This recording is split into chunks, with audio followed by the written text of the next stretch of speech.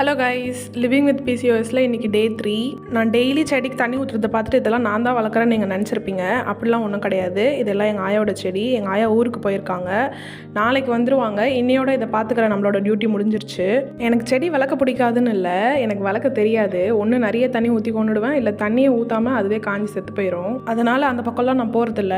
ஆனால் கண்டிப்பாக ஃப்யூச்சரில் நிறைய செடி வளர்க்கணும்னு நினைக்கிறேன், பார்ப்போம். அப்புறம் இன்றைக்கி எப்பயும் போல் ஸ்கின் கேர் முடிச்சுட்டு மார்னிங் பிரேக்ஃபாஸ்ட்டுக்கு 2 முட்டை போட்டு எங்கள் அம்மா ஒரு முட்டை தோசை பண்ணி கொடுத்தாங்க. அதையும் சாப்பிட்டு முடிச்சுட்டு வெளியே வந்தால் இந்த குல்ஃபி ஐஸ் விற்கிறாங்கன்னா போனார். சின்ன வயசுலலாம் இது நிறைய அடம் பிடிச்சி வாங்கி சாப்பிட்ருக்கேன். எனக்கு இப்பயும் சாப்பிடணும்னு தோணுச்சு. அதனால சுகர் கட்டில் இருக்கிறதுனால கண்ட்ரோல் பண்ணிட்டு அப்புறம் ஒரு 7 hour ஒர்க் முடிச்சக்கப்புறம் என் தம்பி வந்து என்னை வீட்டுக்கு கூப்பிட்டு வந்துட்டான்.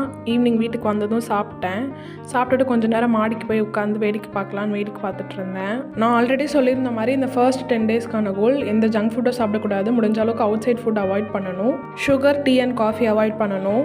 இது மட்டும்தான் இப்போதைக்கு நம்ம கான்சன்ட்ரேட் பண்ண போகிறோன்றதுனால எனக்கு இப்போ இந்த ரொட்டீனை ஃபாலோ பண்ணுறது அவ்வளோ கஷ்டமாலாம் இல்லை. இப்போதைக்கு வீட்டில் சமைக்கிற ஃபுட்டை போர்ஷன் கண்ட்ரோலோடு சாப்பிட்றேன். சீக்கிரமே ஃபைபர், கார்ப்ஸ், ப்ரோட்டீன் எல்லாத்தையும் பேலன்ஸ்டாக எடுக்கணும்.